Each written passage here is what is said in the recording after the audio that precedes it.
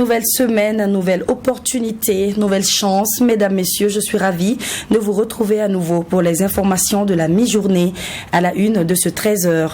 Cérémonie d'ouverture des assises nationales d'examen du projet de texte et d'agenda de la transition. Un processus qui s'est voulu inclusif avec pour but de prendre en compte toutes les aspirations du peuple dans l'œuvre de refondation et de la restauration du Faso, selon le lieutenant-colonel Evrard Somda. Zoom sur les réalités de la mare au crocodile sacré menacé d'ensablement. La vaste étendue d'eau, de plus de 45 hectares, s'est littéralement asséchée. La survie des crocodiles sacrés se trouve plus que jamais menacée si aucune action urgente n'est entreprise. Contribuer à développer les acquis de la musique au Burkina Faso pour un considérable impact économique, culturel et social pour les Burkinabés et les Africains, c'est l'objectif que s'est fixé ce nouveau groupe dénommé la Dynastie des Lions, un regroupement de 7 artistes qui offre aux mélomanes un album de grande envergure avec un esprit de patriotisme. Voilà pour les titres de ce lundi 28 février 2022. Mesdames, Messieurs, bonjour et bienvenue. Ce matin même a eu lieu la cérémonie d'ouverture des assises nationales d'examen du projet de texte et d'agenda de la transition.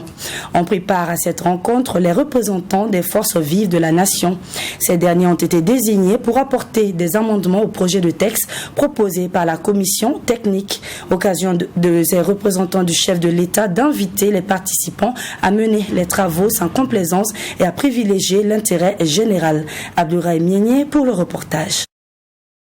Représentants du parti politique, d'organisations de la société civile, du corps préfectoral et des personnes déplacées internes, toutes les couches sociales représentées à ces assises nationales sur l'examen du projet de texte et de l'agenda de la transition.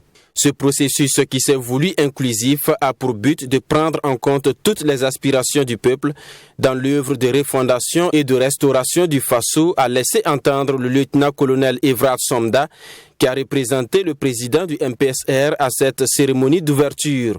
L'objectif de ces assises nationales, si je dois me répéter, est principalement d'apporter des amendements aux propositions faites par la commission technique, d'enrichir ces projets aux besoins et de valider les textes et le calendrier qui serviront de guide aux actions à entreprendre pour conduire notre pays vers des élections inclusives, libres et transparentes. Au cours de cette journée du 28 février, ces forces vives de la nation, en plus du texte et de l'agenda de la transition, vont également examiner et adopter la charte des valeurs.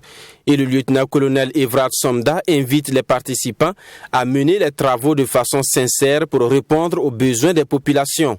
Les textes qui seront adoptés à l'issue de ces assises devront refléter les aspirations profondes de notre peuple.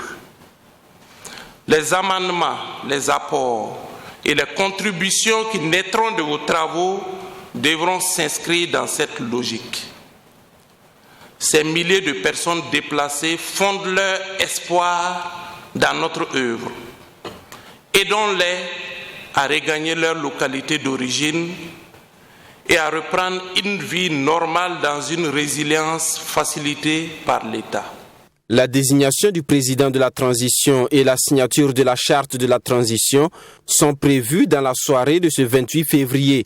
Pour le représentant du président du MPSR, ces actes marqueront une étape décisive dans le processus de sauvegarde porté par le mouvement patriotique pour la sauvegarde et la restauration.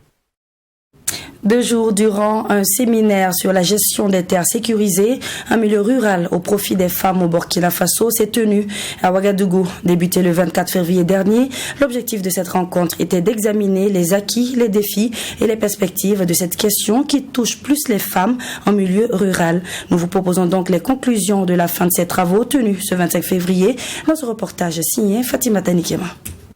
Au Burkina Faso, moins de 5% des terres sécurisées appartiennent aux femmes. Une problématique que veut résoudre la fondation Konrad Adenauer. Et pour cela, cette fondation a tenu sur 2 jours ce séminaire sur la gestion des terres sécurisées en milieu rural au profit des femmes au Burkina Faso. Une rencontre du donner et du recevoir qui a connu son épilogue le 25 février dernier avec à la clé le renforcement de capacités des participantes. Et comme elles ont eu les capacités renforcées, elles savent maintenant ce qu'elles doivent faire.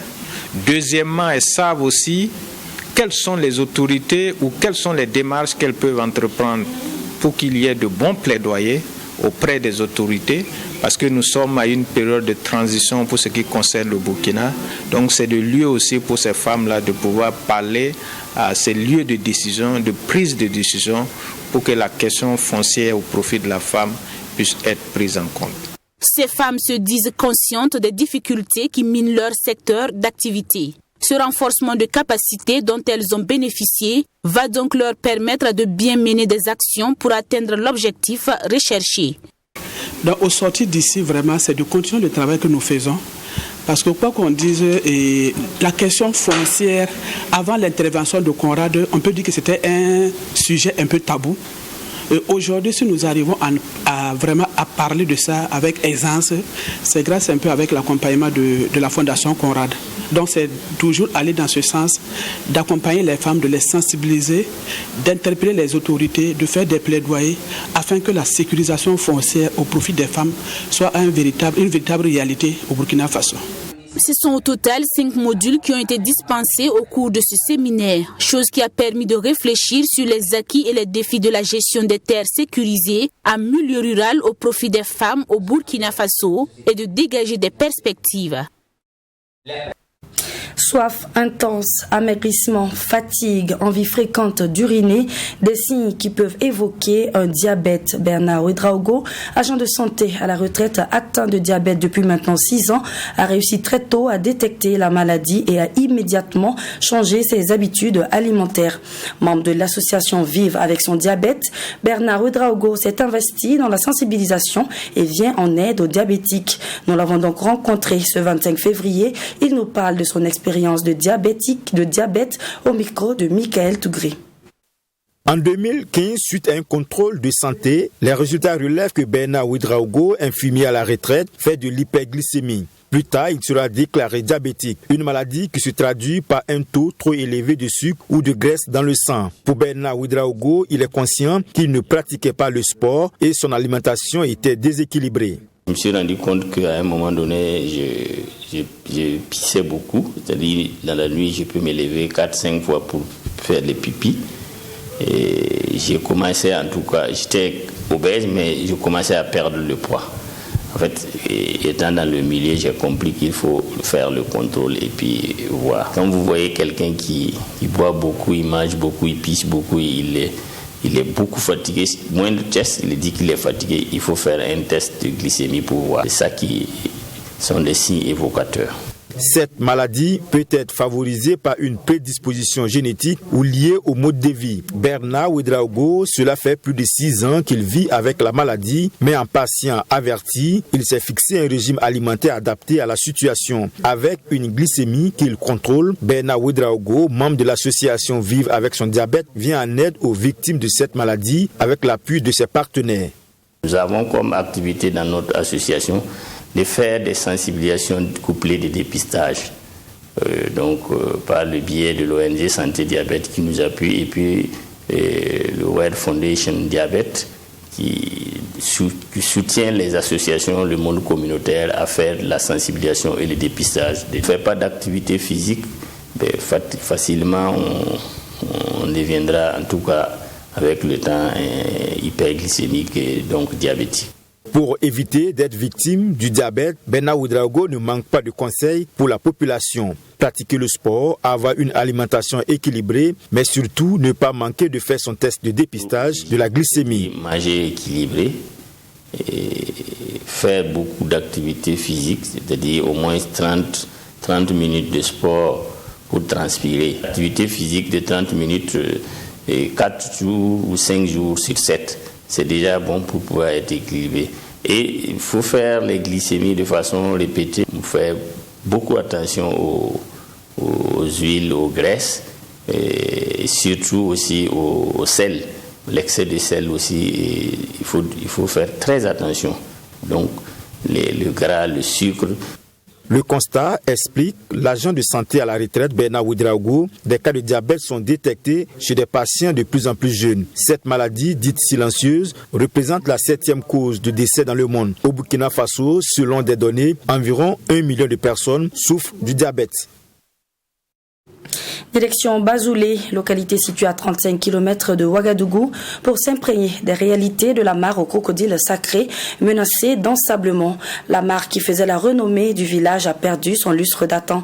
Toute l'eau de la mare a presque tari, cela sans compter sur les populations qui contribuent à vider cette eau. La survie des crocodiles sacrés se trouve plus que jamais menacée si aucune action urgente n'est entreprise. Le constat, c'est avec notre reporter sur place, Maxime Jean-Eudes Bambara. Bazoulé, village situé à une trentaine de kilomètres de Ouagadougou dans la commune de Tangen d'Assouri à la sortie ouest de la capitale. Un village renommé pour sa mare aux crocodiles sacrés. Hélas, la renommée de Bazoulé se dégrade d'année en année à l'image de sa mare qui ne l'est plus que de nom. Ce site touristique qui faisait la fierté du village a perdu de son charme, de son attractivité. Bazoulé va mal et sa mare aux crocodiles sacrés réduite à sa plus simple expression. Donc il faut sauver la mare de Bazoulé. Sinon, actuellement là, en vivant il y a beaucoup de difficultés. Voilà, il n'y a pas de l'eau. Donc les crocodiles aussi qui sont là, ils sont en train de souffrir. Pour la délimitation de la mare, normalement on a plus de 45 hectares. Sinon actuellement, on peut dire que ça ne vaut même pas un demi-hectare qu'on a de l'eau actuellement. La vaste étendue d'eau sur plus de 45 hectares s'est littéralement asséchée, laissant place à un sol aride. Des trous un peu partout, des briques en terre, une partie transformée en carrière pour l'exploitation du sable. C'est le spectacle désolant que l'on peut constater sur place. Les porcs à la recherche de fraîcheur dans la boue se partagent le peu de retenue d'eau avec les crocodiles, abandonnés à leur propre sort.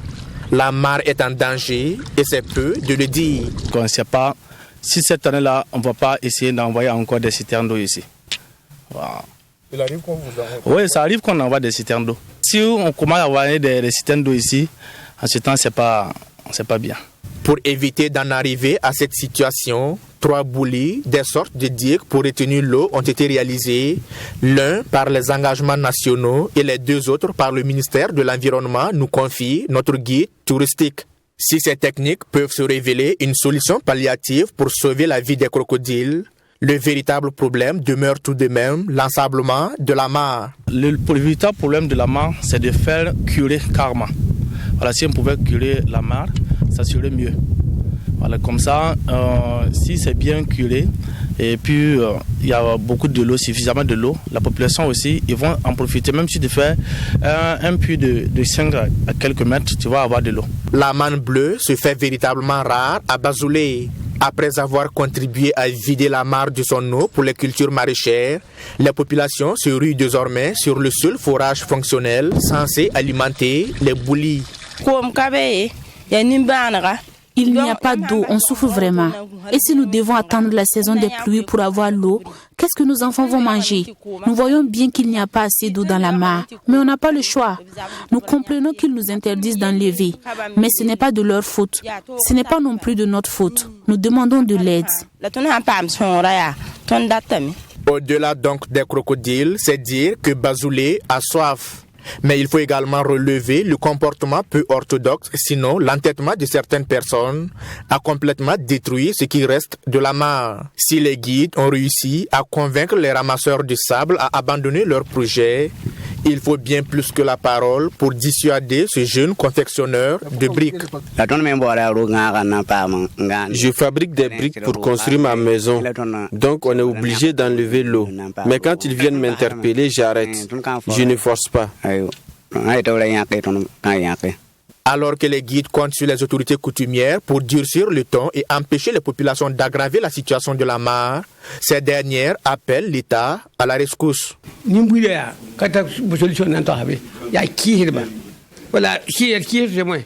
C'est difficile de raisonner les populations. La seule chose à faire maintenant, c'est de sanctionner. Les gens n'écoutent plus, chacun fait ce qu'il veut. Il faut maintenant que l'État nous aide. Il faut des sanctions pour discipliner les gens parce que les gens se disent qu'ils sont en démocratie, donc libres de faire ce qu'ils veulent.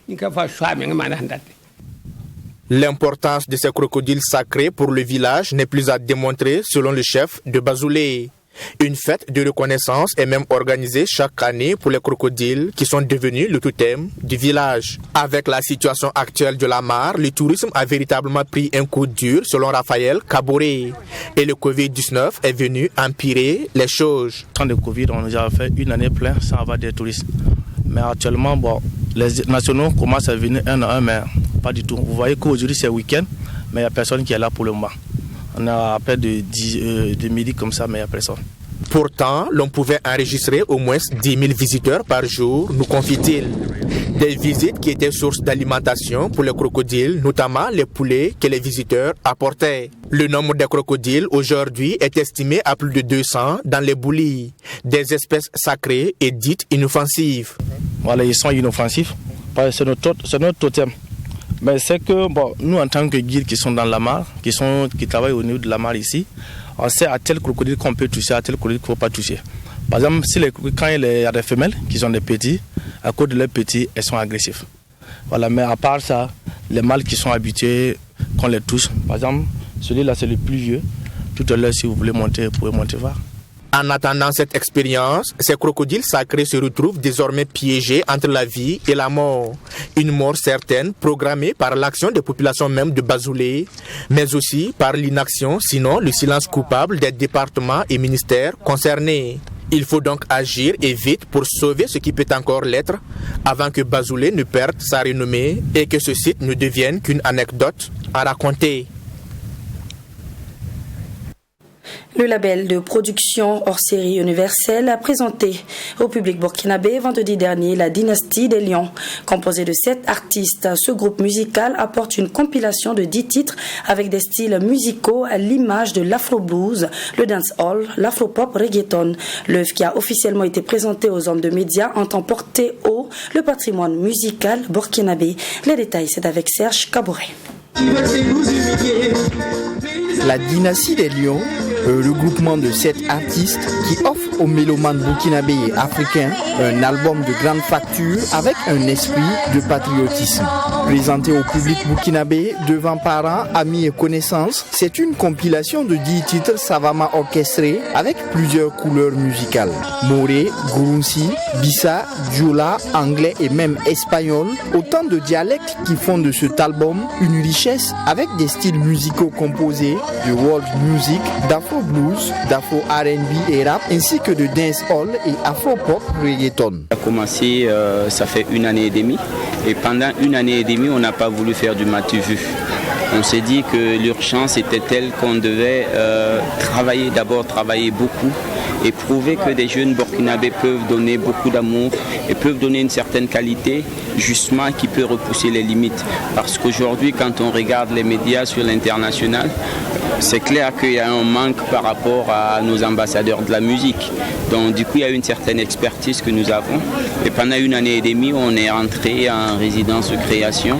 Et ce lancement, c'est juste en fait pour présenter à la presse et au public qu'à partir de maintenant, il faut compter avec le Burkina, que les choses ont changé, que les jeunes burkinabés, ils ont du style, ils ont de la fraîcheur. Composé de 7 artistes musiciens, auteurs, compositeurs et interprètes, chacun des 6 artistes présente un single et le 7e artiste Malik, autrefois connu sous le nom de Likman, apporte un maxi de 4 titres en prélude de son prochain album.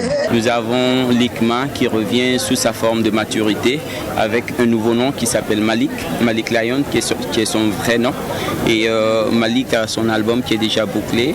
Nous avons Seven Time qui est un peu dans le dancehall, ragatou et tout, qui évolue dans son univers, qui est en train de progresser vers la finalisation de son album, ainsi que Maïti, ainsi que Sigian, ainsi que Foléon, qui est dans le traditionnel, qui chante en Bissa, mais qui exporte. Voilà. Nous avons Sigian qui chante en moré, qui exporte parce qu'il faut de la finesse. Voilà, toutes les langues, on peut chanter dans toutes les langues. L'objectif de la Dynastie des Lions, c'est de contribuer à développer les acquis de la musique au Burkina Faso pour un considérable impact économique, culturel et social pour les Burkinabés et les Africains. J'ai fait quelques années hors de la musique, ça m'a permis de vivre et voir beaucoup de choses que je viens raconter dans cet album-là. Voilà.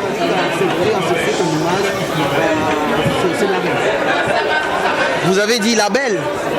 C'est un label nouvellement connu qui vient faire ses preuves.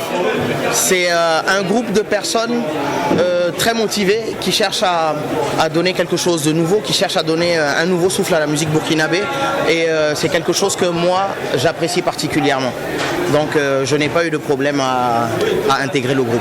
Offrir un brin de rêve et un bol d'oxygène à une jeunesse en quête de rêve dans un contexte de résilience, redynamiser l'esprit et l'art du spectacle dans une dimension technique de sorte à consolider les partenariats publics, techniques et financiers, autant de rêves pour lesquels la dynastie des Lions entend se donner les moyens d'y arriver.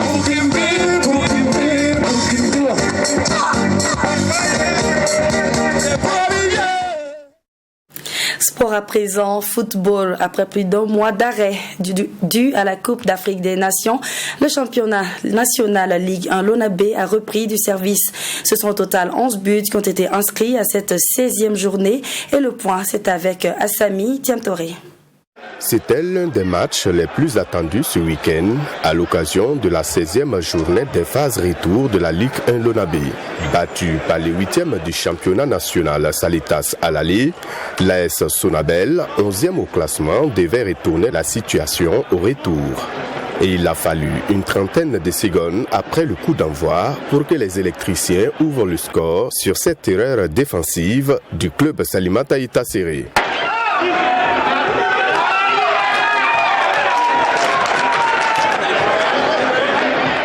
But marqué par le numéro 7, Hippolyte Taillé. Salitas va tenter de revenir au score, d'abord par ce coup de pied arrêté, puis c'est raté même si le joueur était en position avancée. La pause intervient sur cette petite marque, 1-0. À la reprise, les Oranges vont continuer à se créer des occasions, mais le dernier rempart et la solide défense de l'AS Sonabel vont les contraindre à l'échec. Score final, 1-0 pour les électriciens qui n'en demandaient pas plus. Oui, effectivement, et nous avons en tout cas su marquer très vite et surtout nous avons su bien défendre jusqu'à 90 minutes parce que cette équipe de Salitas regorge de joueurs très bons, très talentueux qui sont capables de marquer dans un match, mais nous avons réussi l'espoir de les empêcher. C'est surtout ça, je crois que aujourd'hui les joueurs sont très bien comportés dans le compartiment défensif, c'est-à-dire tout le bloc défensif, coulisser, presser, défendre en avançant, ça a été vraiment très bien fait pour empêcher Salitas de s'approcher de nos buts. Je crois que si on joue comme ça, bon, alors si on arrive à marquer, c'est toujours bon. Pour le coach de Salitas, Suleiman Ki, son équipe a des difficultés de construction et de finition. Il faut vite y remédier. Vraiment, ça a été ainsi, mais je pense qu'après les buts concédés, on devait garder aussi la patience. C'est-à-dire, si vous avez remarqué après les buts, les joueurs n'étaient pas du tout patients, ils ont beaucoup balancé, alors que ce n'est pas notre style de jeu. C'est en deuxième période vers la fin qu'ils ont essayé de poser les ballons et on s'est procuré beaucoup d'occasions sans pouvoir les concrétiser. Il fallait gagner ce soir-là pour rebondir. Malheureusement, on vient de perdre. Mais je pense que notre problème, c'est toujours dans les zones de construction et finition. Il faut que nous travaillions dans ces secteurs-là vraiment pour pouvoir gagner des matchs. C'est pas simple, mais moi je pense qu'il faut continuer à bien travailler pour pouvoir vraiment marquer des buts. À noter que d'autres rencontres étaient également au rendez-vous à cette 16e journée. En tête du classement, l'étoile filante de Ouagadougou en déplacement à Bobo a fait match nul contre Kiko FC. USFA et l'AS Police se sont séparés en bons amis, un but partout. L'ASFA Yenenga a eu raison du RCK 1-0, pendant que le Royal FC et la SEC de Koudrou se quittent sur le score d'un but partout. Majestic FC s'est fait dominer par le dernier au classement ASK 3-0. Le derby bobolais a été remporté par l'ASFB 1-0 et l'AS Douane assure les 3 points devant Vitesse FC 1-0. Vous le savez déjà, le 24 février dernier, la Russie a engagé des actions militaires contre l'Ukraine pour éviter son rapprochement de l'OTAN, ce qui a suscité de nombreuses questions, à savoir pourquoi l'Ukraine est si importante pour la Russie. Y a-t-il un lien historique, religieux et culturel entre la Russie et l'Ukraine? Retour historique dans ce élément signé Abdulrahim Niané. L'Ukraine est une ancienne république soviétique devenue indépendante en 1991 avec la dissolution de l'URSS. Situé entre l'Europe et la Russie, le pays est divisé avec une majorité de ses habitants qui sont pro-occidentales tournés vers l'Europe, alors qu'une minorité, principalement dans les territoires de l'Est, est dite pro-russe et parle la langue russe. La crise entre la Russie et l'Ukraine commence en 2005. Le président pro-occidental Viktor Loukhenko entame un rapprochement entre l'Ukraine, l'Union européenne et l'OTAN. 5 années plus tard, le président pro-russe Viktor Yanukovych est élu et refuse de signer l'accord d'association avec l'Union européenne. Ce refus du président de se rapprocher de l'OTAN entraîne des manifestations dans plusieurs villes, surtout chez les pro-occidentaux. Appelée la révolution de Maïdan, ces manifestations ont fait près de 80 morts et conduit à la destitution du président pro-russe. Du côté de Vladimir Poutine, cette destitution est considérée comme un coup d'État. Un mois après la destitution du président pro-russe, une guerre éclate dans le Donbass, à l'est du pays, près de la frontière avec la Russie. Une guerre qui oppose les forces soutenues par Moscou et le pouvoir central. Cette partie de l'est de l'Ukraine, divisée en 2 régions et proche de la Russie, proclame son indépendance. Vladimir Poutine soutient les indépendantistes et en profite pour annexer la Crimée, une péninsule ukrainienne au bord de la mer Noire. Mais pourquoi l'Ukraine est si importante pour la Russie? D'abord, il y a un lien historique, religieux et culturel entre la Russie et l'Ukraine. L'Ukraine serait un élément central de l'identité russe, donc le cœur de la nation russe. Symboliquement, donc, l'Ukraine est considérée comme le berceau de la culture slave orientale. Les Russes ne tolèrent donc pas que leur nation d'origine s'attache à une autre organisation, notamment l'Union européenne et l'OTAN. Stratégiquement, une partie de la flotte russe est présente à Sébastopol, au cœur de la mer Noire, et la Russie cherche à protéger ses intérêts à ce niveau. D'autre part, 80% du gaz russe transite vers l'Europe à partir de l'Ukraine, d'où la nécessité pour la Russie de préserver cet accord de transit du gaz. La question de l'intégration de l'Ukraine à l'Union européenne conduirait l'Union européenne à empiéter sur ce que la Russie considère comme sa chasse gardée. De plus, après la chute de l'URSS en 1991, les Occidentaux n'ont pas tardé d'étendre leur influence vers l'Europe de l'Est. La Hongrie, la Pologne, la Lituanie, la Roumanie, au total 14 États sont entrés dans l'OTAN. Pourtant, les Occidentaux s'étaient engagés à renoncer à leur expansion vers l'Europe de l'Est. Poutine se sent donc menacé par l'OTAN et se voit contraint de taper sur la table pour conserver l'Ukraine qui visiblement se rapproche de l'Union européenne depuis l'élection de Volodymyr Zelensky en 2020. En octobre 2021, les responsables américains du renseignement se sont inquiétés de voir des troupes russes à la frontière ukrainienne. La Russie est alors accusée de déployer plus de 100 000 militaires et de fournir des troupes et des armes aux séparatistes de l'Est de l'Ukraine. Les derniers événements montrent que l'Ukraine cherche à obtenir un calendrier précis pour rejoindre l'OTAN. Poutine évoque également un génocide dans le Donbass contre les pro-russes. Il engage donc l'action militaire contre l'Ukraine le 24 février 2022 pour éviter son rapprochement de l'OTAN, l'organisation du traité de l'Atlantique Nord. On dit souvent que les regrets ne doivent pas vous rappeler que vous avez mal fait, mais plutôt vous rappeler que vous pouvez mieux faire. Ici s'achève ce journal. Merci de l'avoir suivi et à demain, même heure pour de nouvelles informations.